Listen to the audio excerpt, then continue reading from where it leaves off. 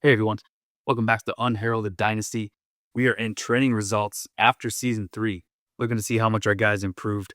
Really looking forward to seeing a redshirt freshman, see if they took any big jumps as redshirt sophomores, and then seeing the true freshmen, seeing how they trained, see if we got any contributors in that class as well. And I gotta say, I like CFB 26 that you can do your own training results. You can be in charge of it, but there is something about hitting training results here and seeing how your guys have progressed without your control. So I think there's a balance of both. You know, if you're running a dynasty, maybe alternate every other season, something like that. Because the 26, I have been doing manual progression, but I'm feeling kind of the excitement of hitting training results here and finding out what my guys did. So here we go. All right, at first glance, a lot of guys in the 90s. East Costanzo looking really good at 95 with the jump. 92, both of them. Jasmine jumps to 88. But having a lot of guys in the 90s looks really good. You can see our overalls at 87, offense 89, defense 86. So we're really building this program here. At QB, Sateki Singh goes from 83 to 87, so he jumps up 4. Continues to make really good progress. Scherer, he was at 75. He's up at 83. He jumps up 8. Jolly, he was at 77. He did not move at all. And then Amerson, he was at 61. He jumped to 68. At running back, remember we have the transfer portal guy too. Sean Boone, he was 72. He jumped up 10. Plus with the bonus, playing at 86. Ezekiel Sun was at 70. He jumped to 78. The Chucku was still behind both of those guys. He was at 69. He jumped to 76. So really good improvement. I think they all jumped up 8. Boone jumped up 10. Sun 8. And then Chuckwoo 7. Chuckwoo is the star dev guy. So we'll see if he can catch up with Sun and Boone. Manuel Vieira, he's our power back. He was at 60. So he jumped up 10. And then Cam Stoddard came in as a 1-star. He was at 52. He jumped to 61, so he went up 9. So good backfield here. Plus, we got that junior in the transfer portal. We'll dive into him after this. At fullback, Kurt Peterson. He was at 69. He jumped to 75, so 6 overall for him. At receiver, here's what I'm excited to see. Milburn, he jumps to 86. He takes the top spot. What was he at? 75 last year, so he jumps 11. He's a star dev guy, I believe. Yeah, star dev for Milburn. Toner, he was a JUCO sophomore. This is his 3rd year with us. No red shirt for him. He's at 86. He was at 79, so he jumped up 7. Fleming, I think, was maxed out. He's at 79. He was 78 last year. Charbonnet, did he make a big jump? He was 74. He's at 78 now. Tinker stays at 77. He still plays. I think he still plays better than the 77 overall. He's got the intangibles. I don't know how that works in a video game, but he's got them. Heron was at 60. He jumps to 74. Quatoriano, he was at 66. He's at 74. Lester, he was at 68. He's at 71. And then Cantrell was 59, and he's at 70. So some really good jumps by redshirt freshmen and even our redshirt sophomores here. Tight end, we saw Yeast. I think he was at 88 last year. Yeah, he was at 88. He's at 92. Folk was at 75. He's at 83. Pack was at 78. He's at 81. Rossi was 79. He did not move at all. Babcock was 69. He jumped to 73. And then Garvin's going to transfer out. At left tackle, we got Costanzo. He jumped to 92. Eifert, he was at 77. He's at 83. At left guard, Ali, I think he's a star dev. He was at 85. He's at 89 now. Manuel Madden, he was at 73. He jumped to 83, so he went up 10. I think he might be star dev. Ali is impact because he's a senior. But Madden, I think, is star dev. Oh, nope, just impact. Maybe DeLuca's star. But DeLuca, he was at 76. He jumped to 82. Yeah, he's star dev. And then Keon Newson, he was at 65. He jumped to 76. At center, we got Nick Vallejo. He was at 84. He jumped to 87. Lambo's going to be transferring out, but he jumps to the 2nd spot. You can see why he's transferring. He knows Jay Stork has that star dev. So Lambo will be transferring out. And Brian Sweet, he did not move at all. Jay Stork was at 68. He jumped to 78. He jumped up 10. So Nick and Jay will be our top centers here this year. At right guard, for Werda, he must have made a big jump. He was at 78. He's at 88. So he jumps up 10. Is he a star dev? Yeah, he's star dev. Colombo, he might be maxed out. He was at 84. I guess he's at 87.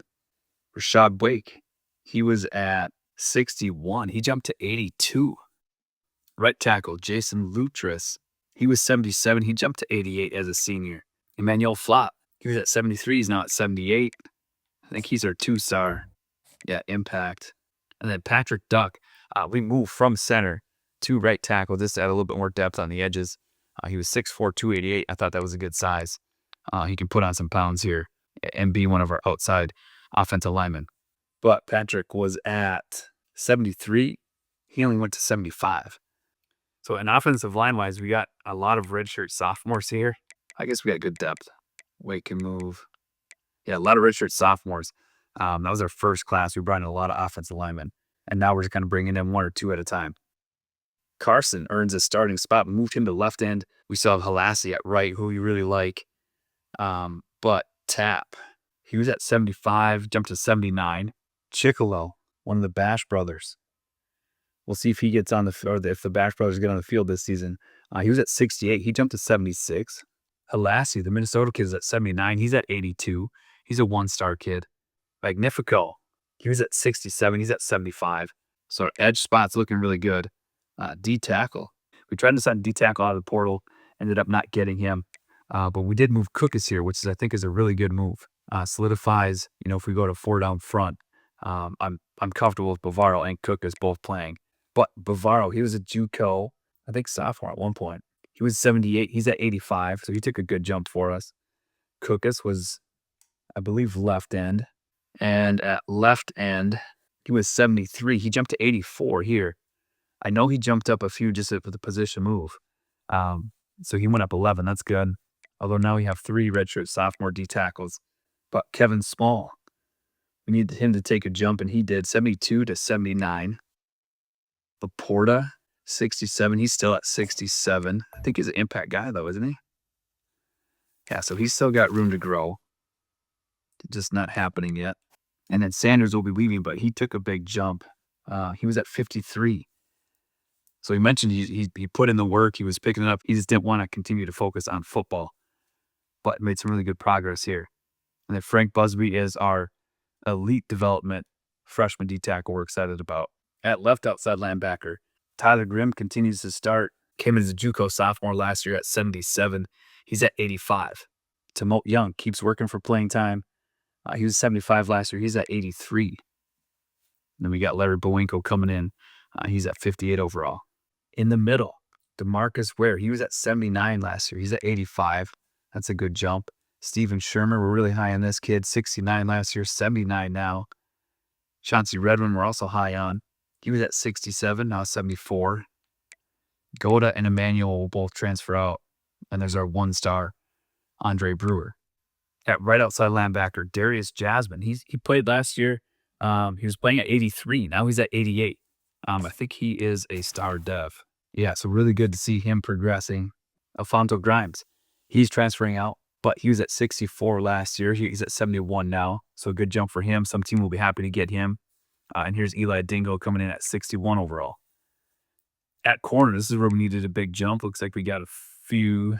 Trueblood was at 80. He jumped to 86. Sean Apple, he was a redshirt junior. We put him at 80 overall. He's at 86 as well. Carlos Gee, he was a JUCO guy. He was at 77. He's now at 84. Cortez Cut, he continues to develop. He's at 74. He's at 83. He's a 1-star kid. Mario Cabral, he continues to outperform Cabral and Machado. But Cabral, 73 overall. He's at 82. Machado, he was at 75. He's at 80. And we did get a defensive back drafted, I think in the first 3. Kasim Gregg, or maybe he was in the first 3. Either way, these guys developed well. And then Rashad Denson, he was at 43 overall. He was an athlete QB. We moved over here, and he jumped from 43 to 71. And then Donatello was coming in at 54. At free safety, we got Daniel Hernandez. He's returning. He's at 90 overall. He was 81 last year. Clay Sparks gets to 82. He was 76 last year, so a good jump for him. And there's Moses there. We moved him from running back to free safety. Just a better fit for our team. And then Mandarino comes in at 63. Strong safety. Franco, he makes a big jump. What was he at? Franco's at 67 last year. I think he's star dev. Star dev, yeah. So he made a huge jump. I mean, he's not far behind what Kasim Gregg was last year, just as a redshirt freshman. So that's really good to see. Wilkins makes a jump. He was at 73. He's at 81. I think he's star dev as well. He's elite dev. Okay. So we got two really good, strong safeties here. Wilkins, hopefully he overtakes Franco with an elite dev. But either way, we like both these guys. Newcomb was a 2-star, 1-star guy, I believe. He's at 82. He was 77. He's at 81. Okay, so he was at 77, so we went up 4. And then Bobby Vernon, the athlete middle linebacker, we moved him back here as well. And then kicker, Eifert was 67. He jumped to 76. So there's 9. He's got mega leg and field flip, although field flip for a kicker doesn't really matter. Our punter has field flip. Jay Scruggs, he was at 67. He's at 85. So our kicking game should be better. They're both redshirt freshmen. So there you have it. Training results looking really good. Really pleased with this. Scherer may get more snaps this year. I really liked what he did in our bowl game. And I love running the option game. He does have field general at the silver, which I really like. And then Amerson may be cut. So we may have some additional cuts here. I don't know. We'll see what we're at. Amerson and Sweet might be cut. I don't think we'll need to. But training results heading into year 4. Really pleased with what we're seeing. I'm hoping we can build off that 11-3 record, meet it, if not improve upon it. And I just noticed we're ranked 20th nationally right now. We'll see if that sticks.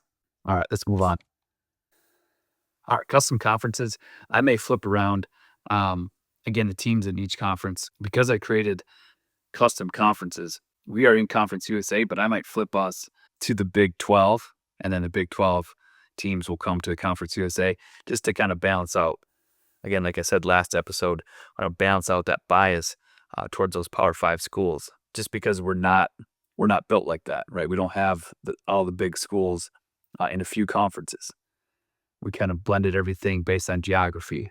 So I'll work on that. But for the video purposes, we're going to go to encourage transfers. We got to move 6 guys. We have already targeted who they're going to be. So I think we'll keep Amerson and Sweet just for depth. So first guy finding a new home is going to be Carl Garvin. You see he's at 64. I don't think we covered him. We said he was transferring. But he was 61. He's overall last year. He's now 64. But Carl is moving on to play wide receiver. Wish him the best of luck. Diego Lambo. He knows Jay Stork is kind of right there. We're really high on him. He's decided not to be in the same class with somebody who's going to take reps from him. Diego is moving on. Nate Sanders.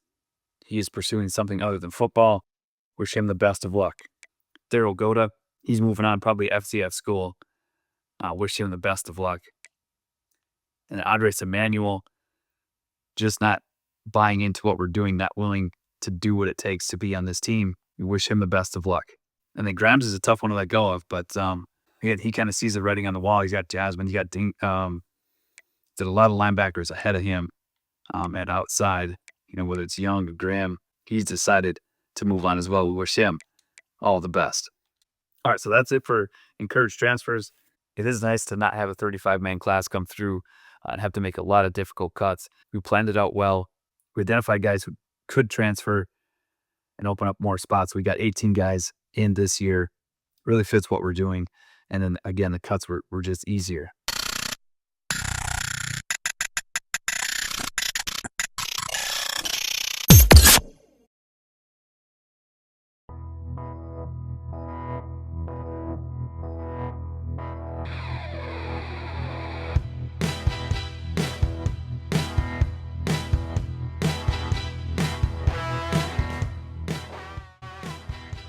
All right, I did it. I got the roster onto CFB 26. I know there's only a few months left before 27 comes out, but I've been trying to figure out a way to get it on here that's quick and works out where we kind of keep the integrity of our players intact as we move forward. So I just want to show you what I did. I'm proud of it. Let's go to view rosters here.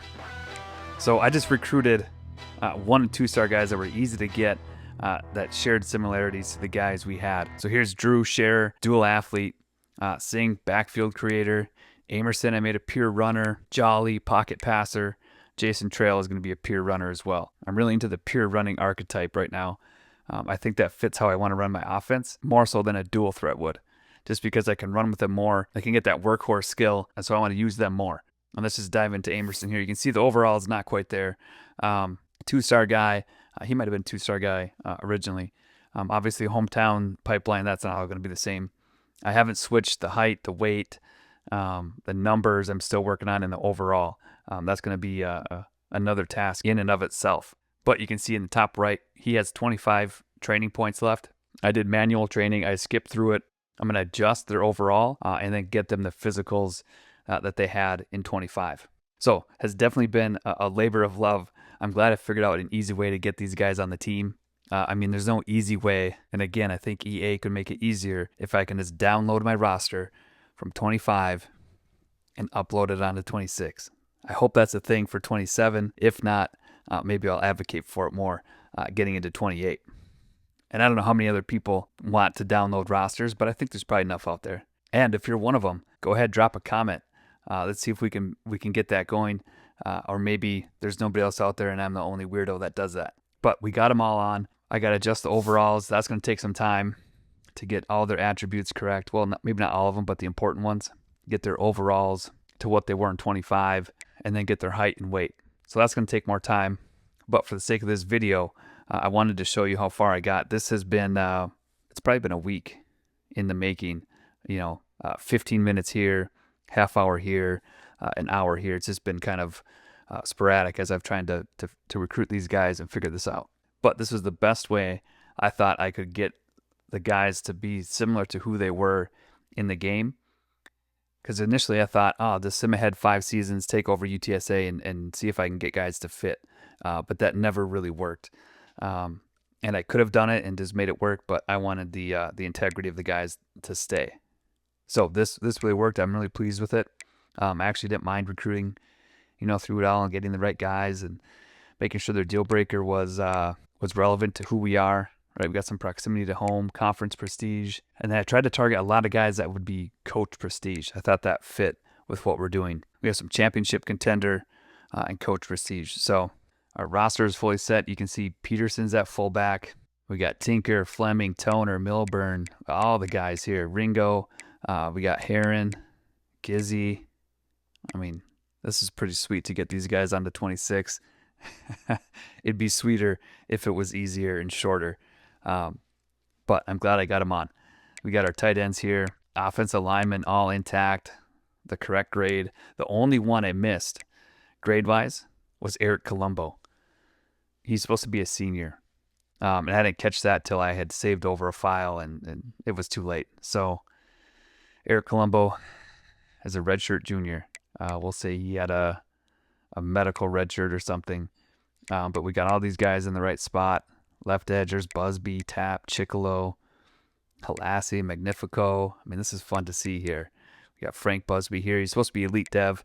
And so one thing I have to do is as we develop or as we train, obviously Frank Busby is supposed to be elite dev. I'm probably just going to ignore dev traits. I'll do the training results, but then I'll also manually edit as well to keep the integrity, again, of the player intact. Sam, we got Boenko here and Jasmine. Dante Ware, Redmond, Shermer. We got Grimm and Young, Dingles coming in. We got Gee, Trueblood, Machado. And then Sean Apple was another one I kind of missed because he's going to take his red shirt this year. He's a senior. So he'll come back next season as a redshirt senior. So he's a redshirt junior this year, but I'll take him off the depth chart. But everybody else on there, we got Hernandez coming back. Sparks is there, Mandarino, Economos. I didn't expect to move him to free safety during the offseason, but I think he's going to fit there. And then CJ Ivory will be at running back. We got Wilkins, Newcomb, Vernon, Franco, and then Eifert and Scruggs. So really fun to get these guys onto 26. Again, I wish there was a quicker, easier way. And hopefully there's enough of us out there that want to be able to download it and just upload our rosters right from 25. Especially when it's all just, computer generated guys. There's no NIL guys in here. It should be easy to just export that and get that onto the next game. So that's the roster. Hopefully you guys enjoyed seeing that because it brings me a lot of joy to see those guys on 26. And I'm able to get the peer runners, and I also love getting the gadget receivers. So let's dive back in. And so gadget-wise, we made Cantrell a gadget. I thought that would fit him. And then Gizzy, we talked about him being a gadget type guy in 25. So it was an easy fit for him to come in here and be a gadget guy. So I really love that I was able to do that.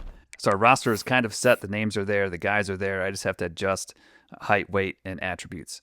But then let's come in here. Let's go to custom schedules. So I think this is like the actual 2030 schedule for UTSA, because in CFB 25, I think this was the same schedule. I remember seeing San Jose and Texas on there. And so we've got 8 conference games. I wasn't able to change the amount of conference games you play. It was stuck at 8. So we're going to roll with that for now and see if we can change it later. The conferences are switched, like I switched them at the beginning of this episode in 25. I did that now here. So we are technically the Big 12, you can see up top there. And then every other year we'll switch. I've got a system, so it makes it fairly quick to switch conferences. So schedule-wise, I don't want to play Midwest here. I'm going to take them off because we got a back-to-back here. I'm going to go week 9 bye. And then we're kind of an up-and-coming team. I don't know how realistic it is. I'm tempted to put all the 5-star teams on there and all the ranked. I just don't think that they'd be eager to play us, considering the season we had last year and how we kind of took LSU for a run. We do have to schedule LSU this year because one thing I forgot to mention is that our conferences are pretty much the same alignment. However, I did switch the independents to be some of the 12 best in college football. And if you're a fan of like USC or I don't know, FSU or whatever, they're not on here. I don't know. I worked with Claude to figure this out. And this is what it was. And I actually switched Miami with FSU. They had FSU in here. And I didn't think FSU was worthy of being in this one right now at this point in time. Maybe historically, but I thought Miami was a better fit. So all of them are ranked. Oklahoma's not. They're at 88 overall.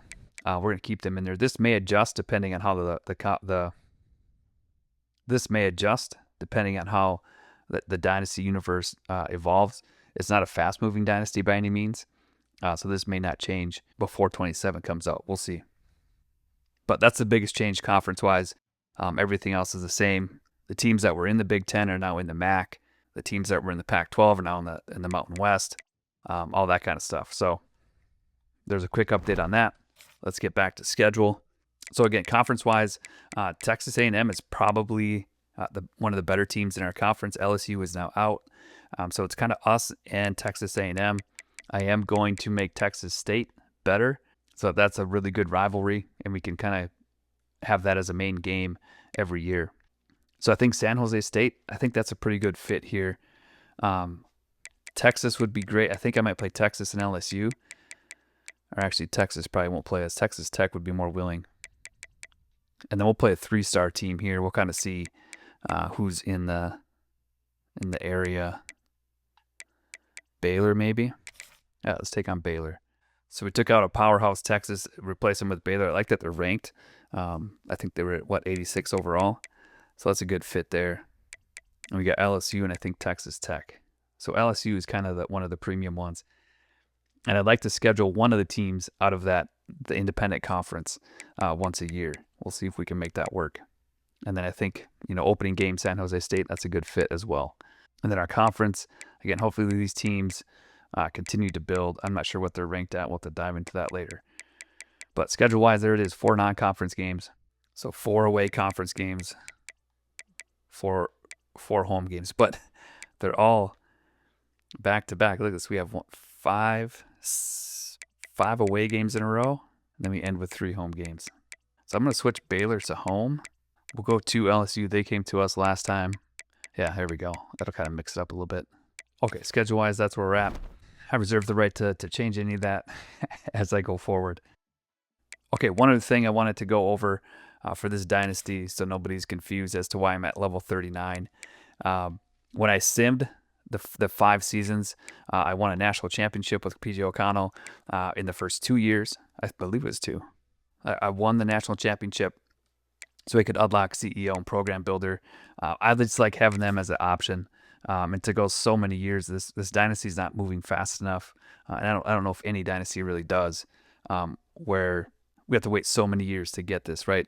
Coaches put in their time. They learn things from different coaches. Not that every coach can get CEO or program builder, but I think a lot of them can. I think a lot of them learn a lot on the way. And then we also unlock tactician, motivator, and then obviously we're a base recruiter. So let's take a look at where we're at. We went to level 2 on everything recruiting-wise. I was tempted to go to tier 3, but I don't think transfers are going to be a big thing for us. We got 1 last year. I think we had 3 the year before, and they were just 3-star guys. We only got the 4-star running back, Javier Little, because we were number 1 on his board. And then we're in tactician. We're kind of building here. We got offensive lineman built up. Motivator, we went O-line and D-line here. This will probably be one of the last ones we go. And then you already saw CEO, but we'll jump in program builder. I wanted the pipelines to be built up. So we went to tier 3 with that one. And then CEO, I wanted to get the gains getter. So dev trait could increase. Dream school, chance to insta commit or increase the chance to insta commit. Senior superlatives to increase skill groups for rising seniors. Not exactly sure what rising seniors are. Hopefully it's just every senior. And then wanted to get additional interest for every 10 hours spent. Just in case there is that recruit we really want, somebody else is going after him. Or we get into a situation where now we got to replace our 35-man recruiting class when they graduate, or we have to recruit more. This can kind of help speed up the recruiting and get us guys faster and open up more points. So that's PJ O'Connell built. We'll continue to build into that. But he's a B prestige coach. He used to be A+ when he won those championships and then has tapered off since. So we are in preseason 2030. All of the NIL guys are out. We've got just, again, only CPU guys, which is how I prefer this dynasty, because then you can kind of create more stories within this universe. So that's going to do it for this episode. I'm going to set up the recruiting board. Let's just kind of run through it here quick, because I know I always love seeing it. We'll kind of leave you guys with a taste of who we can get. Miranda. So 5-star, I'm assuming this is because we increased our pipelines. So now we can really compete with the big schools in the pipelines. We are just going to stay after 3-star, 2-star, 1-star, and JUCO guys, though. Although it is tempting that guy has his first to put him on and offer him a scholarship. We'll see if we can create a story around that. That is intriguing. Is he our right type? Yeah, he's an agile left tackle. Okay. He's the 13th best player in the country. Okay, we may try that. Oh, and a Sam linebacker. That I don't know. That's pulling away from what we do. I got to think about that till next episode. But a lot of guys interested here. We'll just run to 3 stars. Hopefully we got some first. Oops. Yeah, a lot of guys have us first, so we can kind of go through here and dig into those guys. If there is a 4-star pure running quarterback, I will go after him, and maybe a gadget guy, just because those are my favorite. But let's see if we've got any that are interested. No. Any in the pipeline. I know I can filter through, but I'm already committed to this. Nothing. No pure runners. Yep, so only pure runners are in the 3-star class. So we'll dive through those. Although we just signed one, we may go every other quarterback-wise. But that's for another video. A lot of interest in what we're building here, which is good to see. Not sure if we're going to go after that the 5-star left tackle, outside linebacker. I'm leaning towards no. And I would ask you guys to comment below, but I'll record the next episode before you even have a chance to do that, I think. So that won't work. So there we are. We are ready for 2030. I got to figure out how many recruits we need. If there's anybody who's going to be leaving that's on the team right now. So I'll dive into that, and we'll cover that in the next episode. But until then, keep gaming, keep growing, and keep celebrating those obscure victories. Game on.